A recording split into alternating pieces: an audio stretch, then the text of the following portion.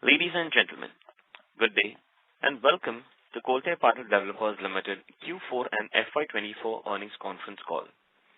As a reminder, all participant lines will be in the listen-only mode, and there will be an opportunity for you to ask questions after the presentation concludes.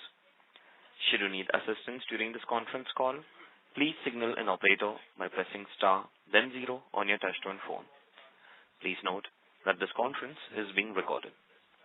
I now hand the conference over to Mr. Smith Shah from Adfactors. Thank you, and over to you, sir. Yeah, thank you, Nirav.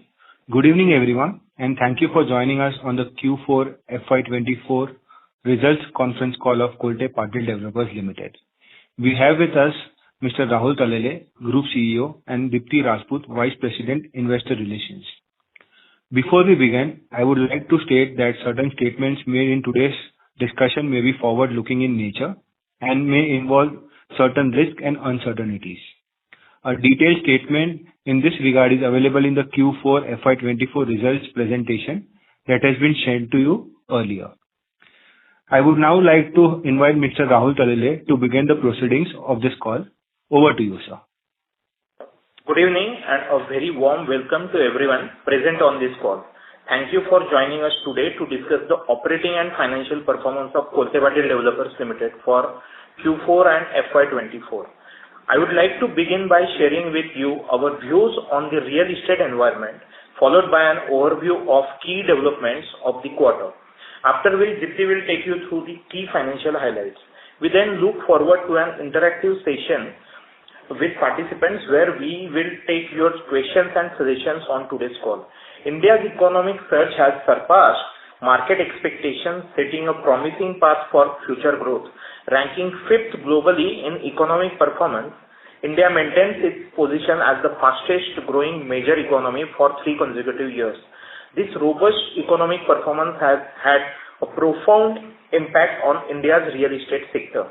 Currently driven by a stronger economy, rising wealth, and consumers' aspiration for home ownership, the residential real estate market in India is witnessing a significant upturn. Preferences have evolved across all segments from affordable housing to luxury properties. Home buyers today are looking for places that suit their lifestyle and cater to their family needs. As India's economy continues to grow and evolve, the real estate sector is expecting to play a pivotal role in shaping the country's urban landscape and meeting the diverse needs of its population. FY'24 marked another year of significant demand for the real estate sector and for Kolte Patil as well. With sales value of rupees 2822 crore, we have achieved highest ever pre-sales and have closed the year in line with our stated guidance. Sales volume saw a significant uptick of 20% year-on-year, reaching 3.92 million square feet compared to 3.27 million square feet in FY'23. Realization improved by 6%. We maintain a deep focus on sales, registration, construction, and CRM, enabling strong performance in collection. During FY'24, we recorded highest ever collections of rupees 2070 crore. This in turn is critical to driving execution efficiencies, timely deliveries, and customer satisfaction, thereby enhancing the strength of our brand. As we continue to witness a strong uptake in the demand of residential real estate, our prudent balance sheet and a strong cash flow position help us to push the pedal on business development. In FY'24, we acquired projects with top-line potential of approximately 6,995 crore. Additionally, during the year, we acquired 5% stake in Life Republic Township from minority stakeholders, taking our ownership in the township from 95% to 100%. The total top-line potential of the township, including ongoing projects, is close to 12,000 crores. In the current fiscal, we aim to acquire projects with the top-line potential of rupees 8,000 crore across our key operating geographies of Pune, Mumbai, and Bangalore. Here, I would like to talk about reported revenues and profitability. During the year, we delivered 2.06 million square feet and recognized revenues of 1372 crore. Reported profitability remained muted for the year, mainly on account of earlier period projects that had lower margins. For instance, margins on projects delivered in Life Republic are recognized on lower average realization of rupees 5,100 per square feet. Overall realization currently at Life Republic have improved from 5,100 to 6,400 in FY'24.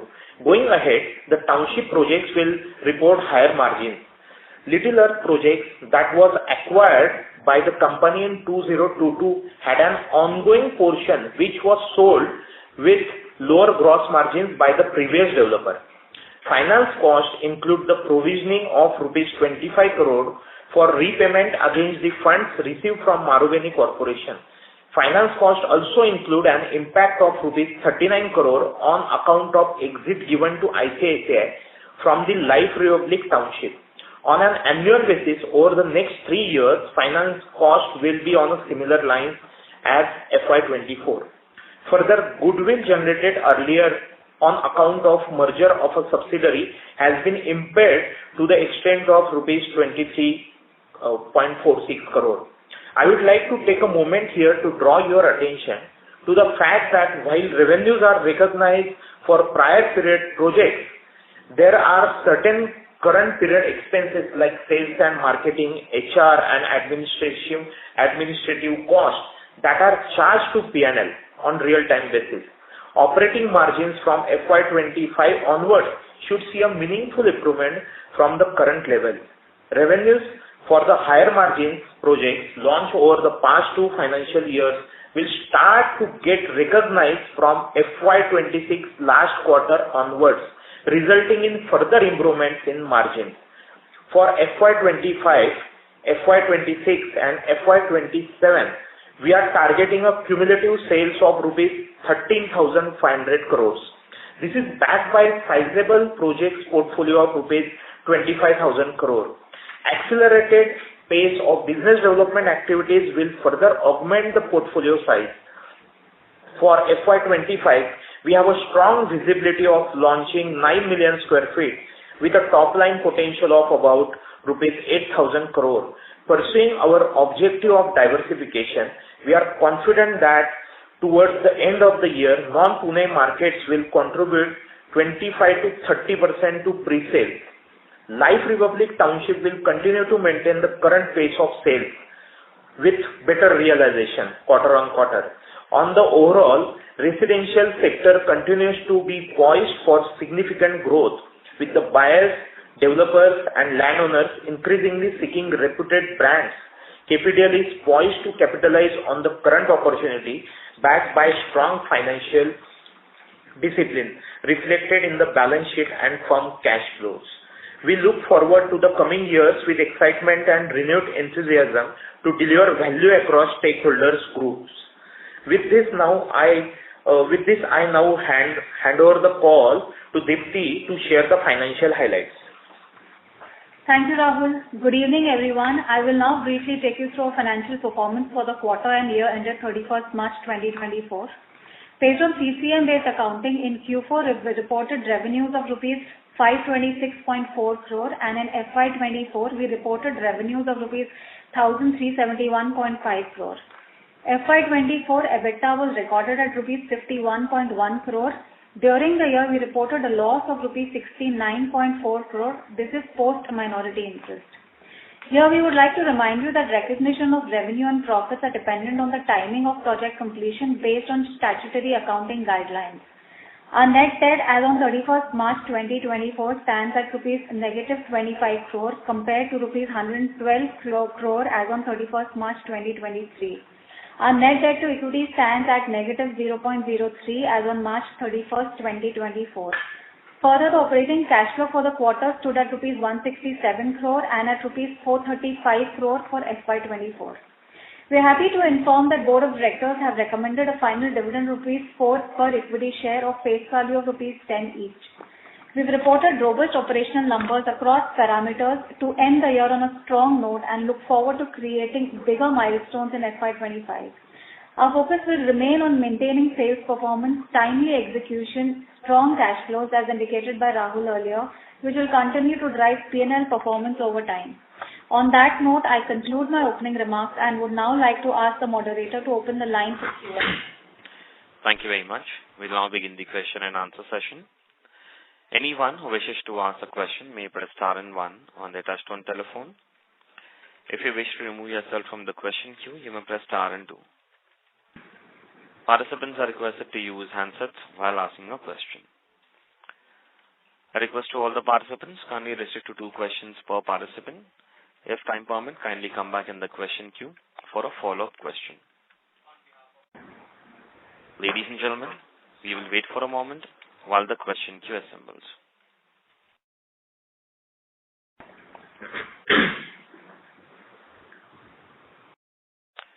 First question is from the line of Ankit Gupta from Bamboo Capital Partners. Please go ahead. Thanks for the opportunity. My first question is on the margin. Ankit, sorry to interrupt you. Can you speak a little louder, please? Sure. Is it better now? Thank you. Yeah. My first question is on the margins. If you look at our margins for FY'24, we have reported margins for full year of around 3.7%.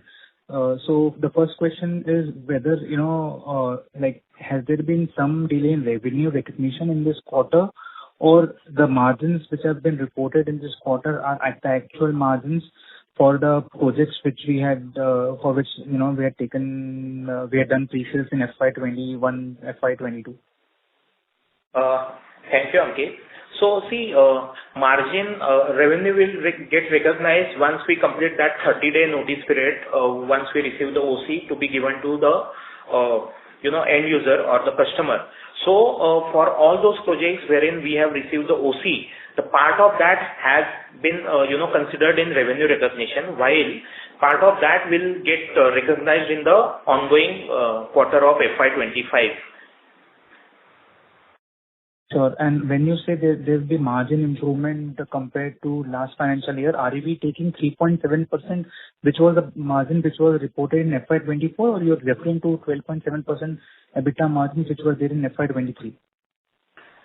See, Ankit, there are multiple factors when it comes to margin. So on what kind of base that we are referring to? As mentioned by Dipti also, currently our pre-sales number base is close to 2,800, 3,000, and whereas revenue recognition base is 1,500. So all fixed overheads are almost double. I mean, that is visible in our, the P&L. So from that perspective, it is a journey from 1,400 crores towards 3,000. So that is, visible in next 2 financial years. So once we deliver that kind of, revenue recognition, so certainly margins are going to come. Having said that, there were few projects that got launched before FY'23, I mean December, to be precise, October, November of 22, before that, which had a low margin. So all projects which we have launched post October, November 2022 have a good margins, good GP margins and at project level. So certainly these are going to get reflected into our revenue recognition in last quarter of FY'26 onwards, and you will see a significant betterment in margins overall. And at the same time, base of revenue recognition will be on a higher of upwards of 2,600 to 3,000 in FY'26. So considering that and considering the proportionate, pro rata distribution of overheads, margins will be significantly improved in FY'26. And it is a journey for in FY'25. It will be a journey from the current levels to the late teens margins. But Rahul, I fail to understand one thing. You talked about Life Republic realization, which were around 5,100. Those projects getting recognized. But I thought, Life Republic, even at 5,100, rupee realization, our margins should have been much higher than what has been reported in the current financial year. So see, I can understand certain projects being low margin, but Life Republic at 5,100 rupees realization, reporting such low margins is something which I fail to understand.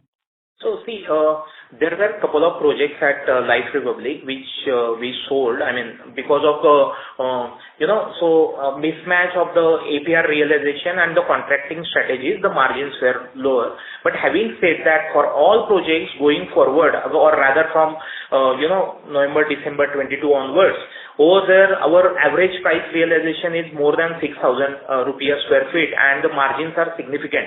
I mean, just to explain for a better understanding of for everyone. See, since last few quarters, we are calculating the embedded EBIT at a project level. So if you see the embedded EBIT, whatever the inventory that we have sold in FY'23, if you see the embedded EBIT of that, the entire, whatever the margin that we have considered at business plan multiplied by the sales number achieved in that specific project. So if we do that calculation for FY'23, those number is close to 18-19%. And for FY'24, these numbers have improved from 18-19% to 26%. And in fact, we are either matching our, the business plan APR numbers, or we are surpassing those numbers in terms of, actual sales. And at the same time, the cost, which is the cost of construction, that is within the, the budgeted numbers. So certainly all these projects which are getting sold currently are going to get delivered in next few, years, and going to, will get reflected into a, better revenue recognition numbers.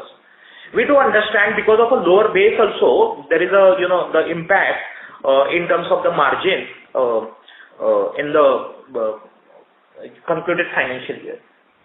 So my second question was on the launches front. When each and every listed real estate player has been surpassing their guidance on the launches front, we have fallen significantly short of our 5,000 crore guidance, which were there for FY'24 launches. And we have, done launches of 3,800 crore in this current in FY'24. And so what were the reasons for that? And on top of that, we are projecting 8,000 crore worth of launches in FY'25. So it's almost double than launches which we have done in FY'24. So how confident are we of achieving those launches, and how much of this launches that we are planning in FY'25 have we launched in the current quarter till May? If you can talk about that. So in regards to the launches guideline and our the actual launches, see, it was some strategic call that we purposefully purposefully postponed couple of launches, and particularly at Life Republic. If you see, we wanted to launch a premium project at Life Republic, but what we realized that the current ongoing projects, till the time we are not achieving a good sales traction in the current ongoing projects, it is not advisable to have a premium project at Township. So currently we are that is under RERA approval, and in next 30 to 45 days, that project with a top line potential of around 1,300-1,400 crores will get launched, which is a R5 sector.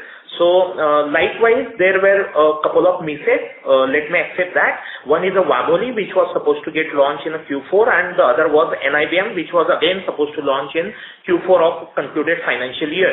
So Wagholi, we have we are working on the RERA, and NIBM. So last leg of approval is we are waiting for that, and certainly these projects are going to get launched in Q1 and Q2 of this financial year itself. Now, coming to the second part of your question about the industry, we are also positive about achieving a good sales numbers. Hence, we are talking about 13,500 crores of pre-sales number for the next 3 years. See, you have to understand the fact that we are not just focusing on the just achieving a sales number. So if you see the project by project, our per square foot realization is also going up. So just to tell you, whatever our business plan numbers at Life Republic alone, I'm repeating, at Life Republic alone, in the entire year, we have earned or we have sold the inventory of around 55 crores more as compared to our business plan number. So that is going to add directly to my P&L. So internally we have a APR approval policy on a monthly basis. Over and above that, team has achieved 55 crores of more realization at Life Republic project. So our focus is equally on better the margins or better improvement in the price realization. So in Q1 and Q2 we are talking about launches to the tune of around 3,500 crores, and we are confident of launching this kind of inventory. So all projects which are visible in our priority launches, particularly from Pune, will get launched in Q1 and Q2, and likewise couple of projects at Life Republic will get launched. and Mumbai will come in the Q3 and Q4 of this financial year. So we are confident of launching 8,000 crores worth inventory in this financial year. Thank you very much. Till date? Ankit, sorry to interrupt you. I'll request to come back for a follow-up. That was part of my last question itself. How many projects have we launched in the current till May, in April and May? 2 projects we have launched. Okay.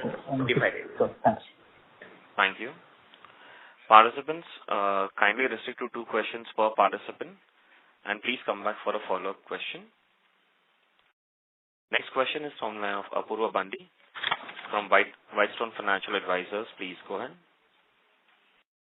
Yeah. Hi, sir. So as per the presentation, we have ongoing and unsold plus under approval plus land bank of rupees 25,170 crores, right? So this is the potential revenue which is yet to be sold, but there would be some revenue which is already sold but not yet recognized in P&L statement, right, sir? So how much would that be? No, see, when we are talking about this project portfolio, this is completely an unsold project portfolio. Okay. Yes. So we have a 3 classification under that. One is approved. Second is approved and RERA registered. Third is under approval, and fourth is a pure land bank. So combination of these 3 or 4 things, it is 25,000 crores. Okay. Good. Thank you. That's it. Thank you. Next question is from the line of Shriyansh Mehta from Equirus Securities. Please go ahead. Yeah, thanks for the opportunity. So my first question is pertaining to the BD which we've indicated. So last year we were talking about closer to 8,000, and the number which we've done is 6,000, and that also includes a part of LR. So adjusted for the same we are almost at half. So why not, despite of that, we are just talking about 8,000 this year. Shouldn't it be on a higher side, because last year anyways, we were on a lower side? So Shreyan, see, BD is a function of 3 things. One is the right assessment of lot. Second is the legal due diligence, and third is the marketability of that plot. So we are confident of achieving this kind of 8,000 crores of GDV closure in this financial year. Hence, we are committing on that. But having said that, we are evaluating a couple of sizable business development opportunity. But it takes time also when we are directly dealing with farmers. So to conclude the transaction, it takes multiple quarters when we are dealing with some aggregators. So because of that, we don't want to overpromise, but we are confident of considering our current funneling, we are confident of achieving 8,000 crores of BD numbers. Sure. Okay. Sure. So second question is, if you refer to our slide where we've given, the entire details of the land bank, so LR land bank seems to have increased quarter on quarter. So is there an increase in FSI or something which we've incorporated?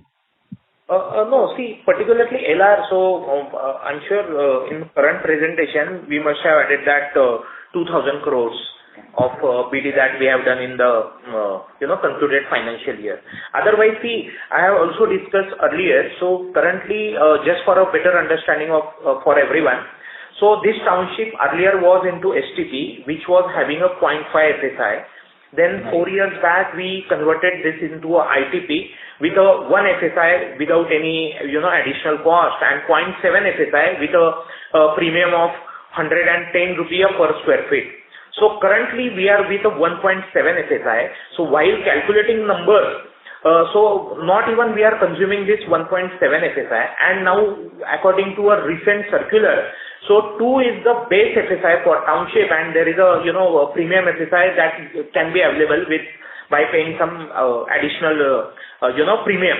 So we have not factored in this additional benefit. So currently we are evaluating, as I mentioned in earlier, so we are launching a premium or a 24K product in township very soon, a high-rise product which is of 130 meter high tall. as against our current developments of 70 meters. So this is giving us a opportunity to consume more FSI on a same land parcel. Just for a simplicity, 4 years back, in couple of sectors, we used to consume 1 lakh square feet per acre. Now, consistently, we are consuming around 1.8 to 2 lakh square feet per acre. And with this new, development, we are going to consume more than 3 lakh square feet per acre. So that is going to open up, multiple opportunities for us in terms of the additional FSI consumption within the same township. But it is too early to comment on that. So it depends on the success of this, the launch that we are proposing. Got it. And sir, lastly, on the pre-sales guidance which we are giving closer to 13,500 odd crores. So, in any case, we were talking about 3,500 odd crores for 25 and so on. So if I do a rough math, we are talking about closer to say 20-25% CAGR growth, whereas, sizable companies, which are almost 4x of our numbers, they are talking about 25-30% at that base.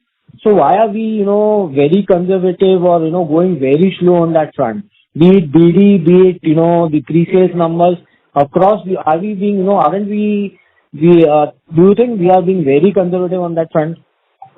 Shreyans, whatever the projects that we have launched, so we are not conservative in terms of pre-sales number, but whatever the inventory that we have launched, so almost 50% of that got sold out in 3 to 9 months. So that is visible. So 3,800 crores we launched throughout the year. Out of that, 1,800 crores we sold out in the same year. So had it been the case that we have got this as an opening inventory, certainly this 50% would have been at 70-80%. So considering a strong launch pipeline in this current financial year, we are confident about a 3,500 crores number. But having said that, it is a right balance between, achieving a per square foot realization and achieving a desired volumes. So if you just for a, instance, just 1 year back, December 22, we launched one sector at township at 5,400 as a launch price. But effectively, we have improved price in that same sector to 6,000. Now, average realization of that sector is 6,000. Phase 2 of that, we launched at 6,500. So there is a delta of around 1,100 rupees in last 14 months. So that is how we are trying to, improve on our APR realization across projects. So hence maybe you will think we are conservative, but we are confident of achieving that base of 3,500. Sure. Sir, and just one suggestion, all our competitors in their PPTs give the embedded margins. So right now it would be better, if you put it on the PPT itself. Yes. So we'll take your, suggestion, and certainly we'll work on that. Sure. Thank you and all the best. Once we are launching the project, so then we'll be in a better position to revise our guidance if required on our upward side. Got it. Sure, sir. That's it from my side. Thank you and all the best. Thank you very much. Participants, kindly restrict to 2 questions per participant and join the queue again for a follow-up question. Next question is from the line of Viraj Mehta, individual investor. Please go ahead. Yeah, hi Rahul. Rahul, if I look at, you talked about overhead costs being higher and which kind of hurts your margin. But if you look at the total overhead costs put together is only 100 crores for this quarter. Now, even if I assume half of that is basically the cost you did not have to incur in your earlier projects, it still doesn't make you profitable. So, but is it like the projects were sold like at such a low rate, or we just did not estimate correctly what kind of costs that we will incur in the future to build this? Because this just looks much lower than what you had guided us in the past, because we have waited for 2 years for margin to come, and you had said that 21 projects should start yielding numbers by 23 and 24 on, calendar 23 and 24, FY'24 onwards. But this and the commentary that you're giving means that even FY'25 will essentially be a washout, and your projects even before, after that a little bit, will not yield numbers. So this is kind of really shocking for an investor, to be honest? So Viraj, for FY'24, there are multiple projects which has the lower GP itself at a project level. So LRGP was around 25%. So barring LR, so for all other projects, the gross profits were in the range of 11% to 17-18%. So because of that, this is one of the reasons. The second is, in last 1 year, we have added some investments in the form of NCDs. So as a accounting practice, the entire, the interest is getting loaded in this P&L, which was not earlier factored in. So ultimately, the responsibility is at a project level, not at a corporate level, and we are, significantly having a better margins at project level after deducting this, the NCD interest cost. On top of that, there were few, in the opening remarks, what we mentioned about some impairments. So QLE projects again we acquired in last financial year. So that has pushed our margins on a downside, because over there is a so we have taken over the stalled project wherein the inventory was already been sold at a much lesser rate, and the margins were very low. But since we have taken over the entire project, so that is also getting reflected into revenue recognition. Having said that, there are we received OCs in the month of February and March.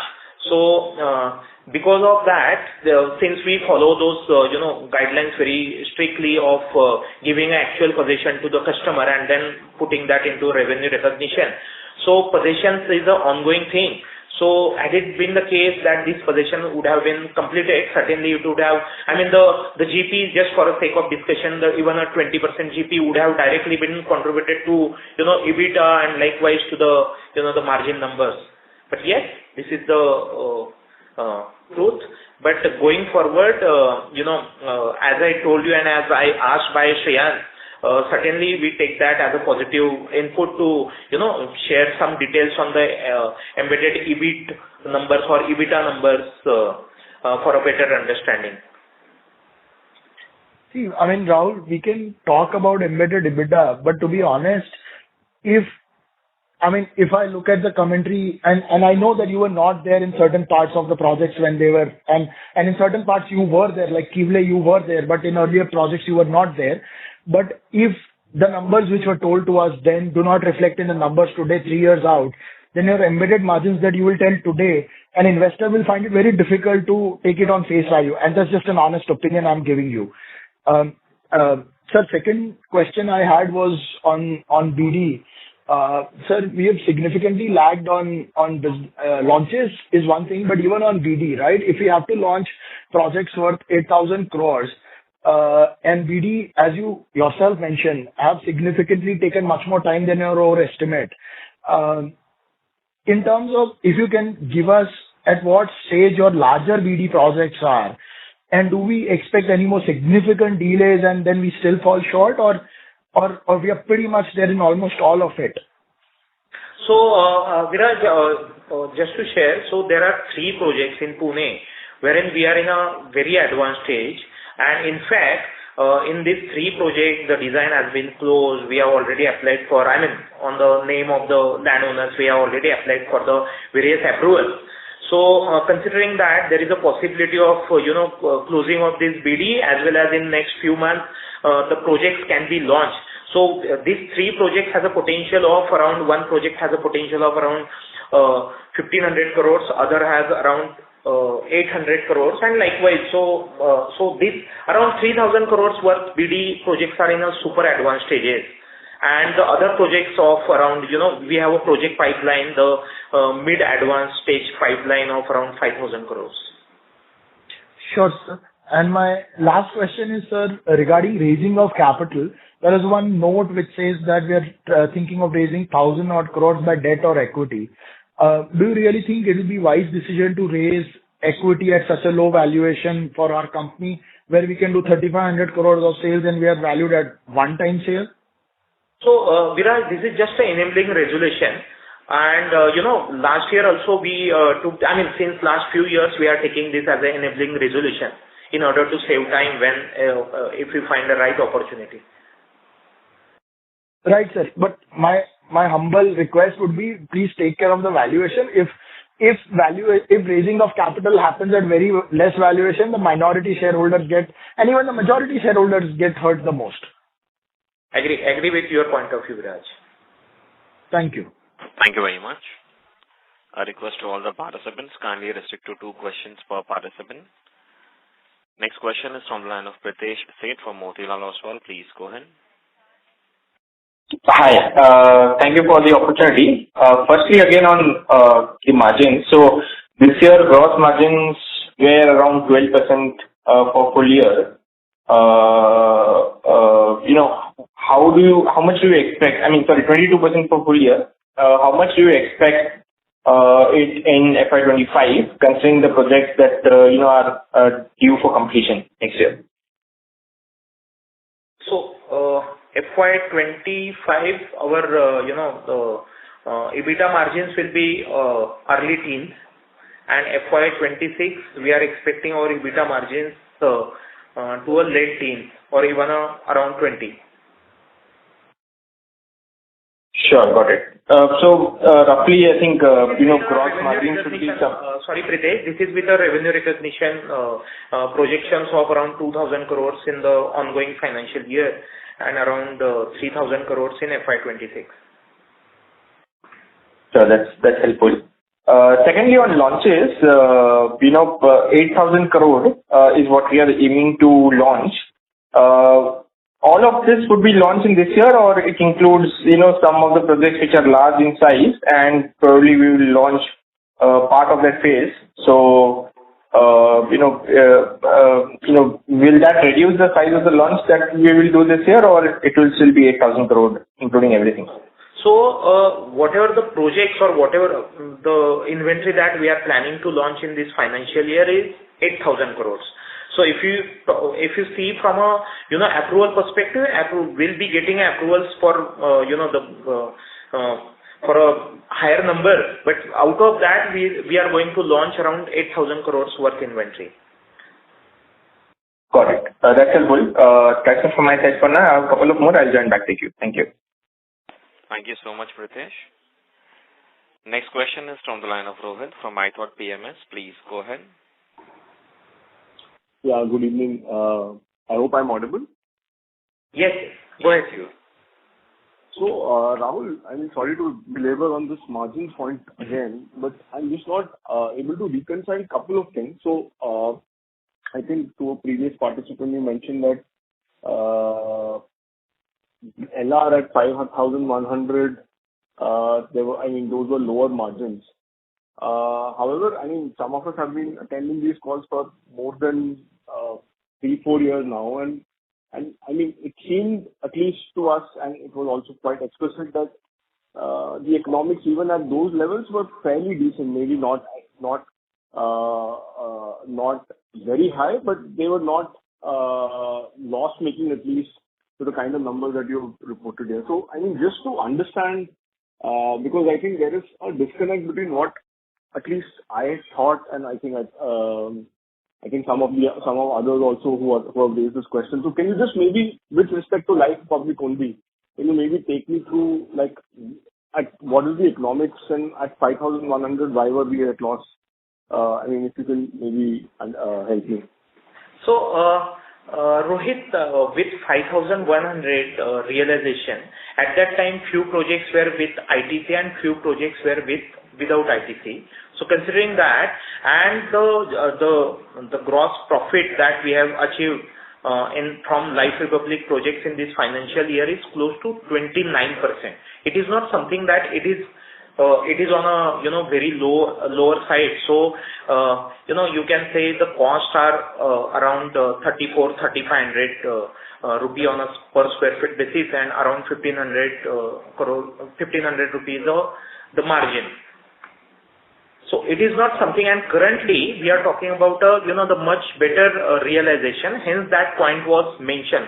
That does not mean the margins at 5,100 were on a lower side, because see, these projects were with ITC, hence the cost got limited to 3,500, and now without ITC costs are going towards the 4,000. But against that, we have improved our price realization by almost by 1,200 to 1,400 rupees a square feet.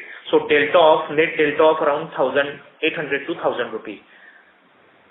No, so sure. So for example, you said that 1,500 rupees is the gross margin, let's say, at a per square feet level. Are the costs below your gross margin so high that you would have made losses? I mean, that is something that I'm not able to sort of understand.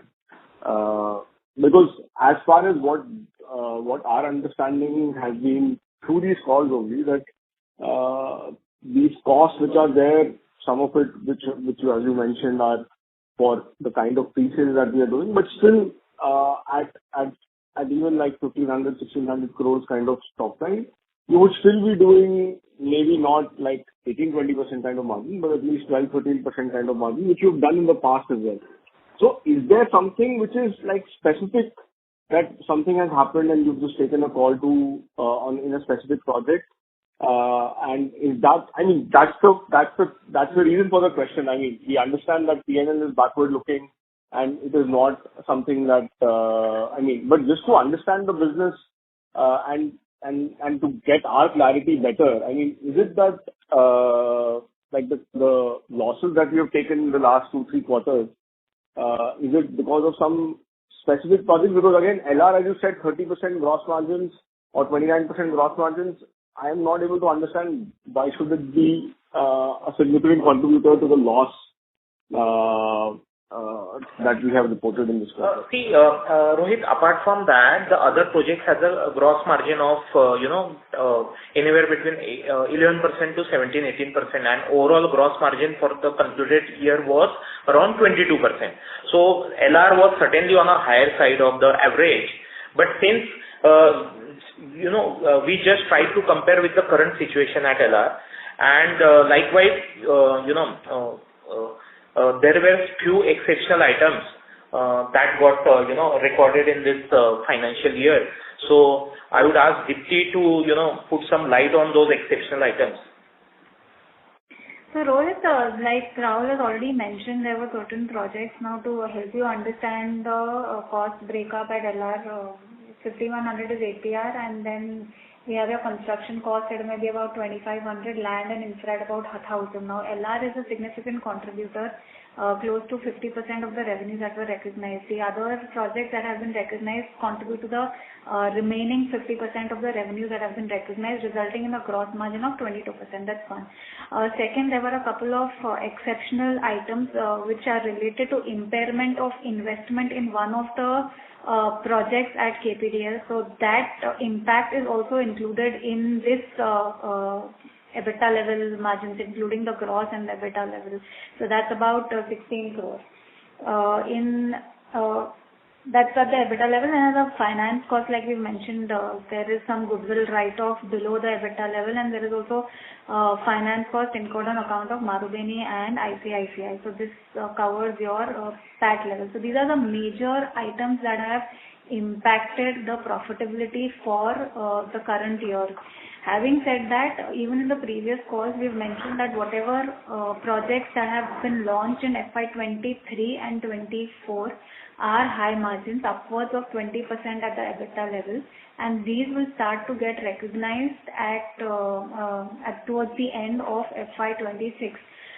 We do understand that while the margins may seem muted at the moment, but at the project level, the margins are sacrosanct for us, and we've been maintaining that even at the business acquisition point.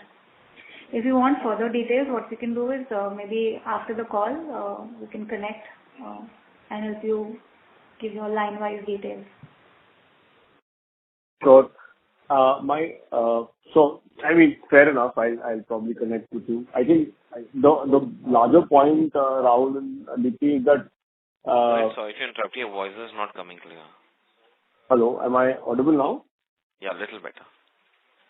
Okay. No, so I think the larger point is, I think, as I said, I've been at least on these calls for a long time, and this lower margins was something which is fairly was not expected. I mean, we were not expecting very high margins, but these lower margins, and again, I'm saying that this understanding of P&L being backward looking is there. So it's not like that, I understand that. But my request would be, sir, that if you can be clear in your communication, to help us to understand your business better, and also your credibility in the market community would be better, because otherwise, I mean, there would be a lot of surprises, and then it will not be liked by the market, sir. No, I completely get that there could be issues of the previous projects, and you've taken a call to sort of taken a call on them, so which is fine. But if you would have communicated it better, I think the surprise will not be there. My second question would be, sir, on this. So there has been some delay in some of the launches of the last year, and those have now rolled into the current financial year. But you've not changed your pre-sales number, and you still stuck to that 20% kind of growth which you had earlier guided. So that takes us to 3,500 crores for FY'25. So I mean, just want to get a sense, are you expecting some slippages again in those 8,000 crore kind of launches that you are expecting, and hence you still want to keep 3,500 crores? Or if you can just explain that, because logically you could have, I mean, that number also should be higher. So just wanted to your view, sir. So Rohit, we take your feedback, and in terms of the launches, we are confident about all launches. I mean, the most important is environment clearance. We have received environment clearance for most of the projects. So considering that, we are confident about these launches. And, we are not expecting any slippages. Yes, there can be slippages on quarter basis, but, grossly we are confident of achieving this kind of launches in the FY'25. At the same time, I tried to answer earlier also that once these projects are actually been launched, then certainly we'll try to revise our guidance upwards. But it's too early to, revise guidance on the upward side at this moment. Sure. No, just one last question. Can I please request to come back for a follow-up question? Sorry, I just had a clarification. This LR which rolled over to this year, when are we launching it, sir? I think you mentioned it, but I missed it. Yes. So we are launching projects worth 2,500 crores at Life Republic, and all projects we have already received environment clearance, and all projects are on track for launches. Which quarter are you bringing these launches, sir? See, one project we have already launched, I mean the subsequent phase of around 9 lakh square feet. The other, it will be at the end of Q1 or Q2 beginning.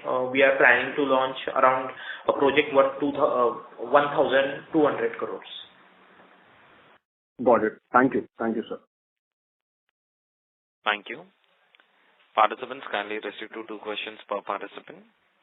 Next question is from the line of Parishit Kandapal from HDFC Securities. Please go ahead. Hello. Yes, Parishit, go ahead. Yeah. So my first question is on what is the contribution of sustenance sales? So next year guiding for 3,500 crores of sales. So how much do you think will be new launches contribution, and what will be the contribution from sustenance sales? See, in last 2 years, if you see, we have achieved around 50% of sales number from the launch. Considering that, our numbers would look on a higher side, but at the same time we are trying to take a better price realization. Hence, we are talking about around sustenance sales. It will be around 1,000 to 1,500, and 2,000 to 2,500 will be from the launches. So it's very difficult to tell and the segregate at this moment of time. But, we are confident of achieving whatever the inventory that we are launching, apart from Mumbai, because the Mumbai projects will be in a, second half. So 3,500 crores worth inventory we are trying to launch in the H1 itself. So over there, certainly throughout the year, you can see around 50% of conversions.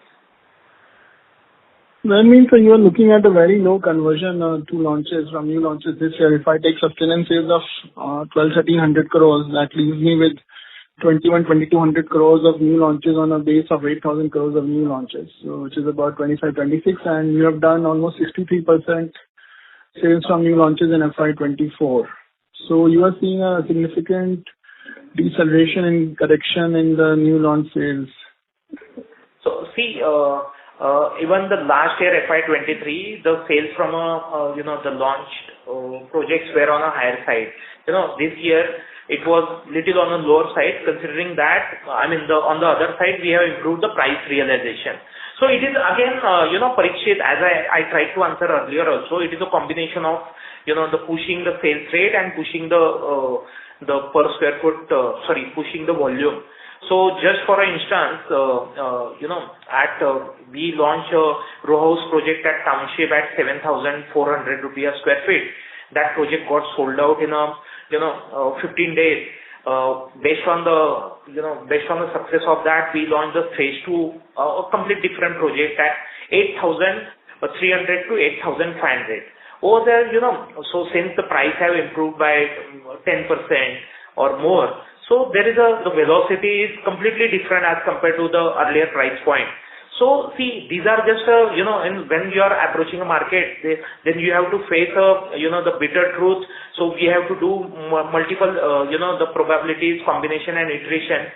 So based on that, yes, we are confident the market is positive. We are confident, there is a strong feedback from the channel partner fraternity about our products that we are planning to launch. So, no surprises on the negative side that we can foresee. In fact, whatever will be the surprise, I'm expecting that would be on a positive side. But as I'm maybe for the third time I'm repeating, it's too early to comment. The numbers that I have given are based on today's visibility. Okay. So my second question is on Deepti can address it. So Deepti, I just wanted a clarification that you said that the current run rate of finance cost will continue for next 3-4 years. So which is basically almost close to 100 crores, and also wanted to check if goodwill will also continue, goodwill correction. Hi Parikshit, no. So goodwill has been written off and it's all concluded in the current year. That's FY'24. And finance cost? Finance cost, Marubeni will be there. Other financial partners cost will be there. Which is why we anticipate a 100 crore run rate for the next 3 years, that's FY'25, 26 and 27. Okay, sure. Thank you. Those are my questions. Okay. Thank you very much. Next question is from line of Himanshu Upadhyay from Balchorok PMS. Please go ahead. Yeah, hi. Good evening. Rahul, my question was on the business development side, okay? And if you look at the sales or the value of projects we already have in terms of inventory, we are around 25,000 crores, okay? And we are thinking of business development of 8,000 crores, okay? Our sales, even if we assume that 4,000 crores is there on an average, we have a next 6 years of inventory, okay? And what we are hearing is the prices and the expectations of landowners have increased quite materially, okay? So can you give your thoughts on how do you ensure that this business development is happening at the right price point, and is it really that good that we need such a large business development work in the current atmosphere where so much of launch and to be launched inventory is already there? So, what you were referring to about the project portfolio, see, yes, theoretically, this project portfolio can be, exhausted in next 6 years. But see, if you see the classification of this portfolio, around 12,000 crores is at LR. So considering the current run rate, and as I mentioned, there is a possibility of additional FSI. So certainly it is the, the perpetual the contributor for the company, as we are getting a good opportunity to acquire a land surrounding township. So in terms of Mumbai and in terms of Pune portfolio, yes, there is a visibility of next 4 to 6 years in terms of portfolio. At the same time, what you asked about business development opportunity or rationale, that's the reason. Now I'm just trying to connect the dots. We are trying to improve our price realization. So we are trying to, strengthen our, the sales mechanism. Because of that, maybe a costly opportunity are feasible for us as compared to competition. Hence, we are giving our attention to better price realization also. At the same time, if you see our contribution of 24K projects is an all-time high. See, in last 10 years, we have sold the inventory close to 2,000 crores.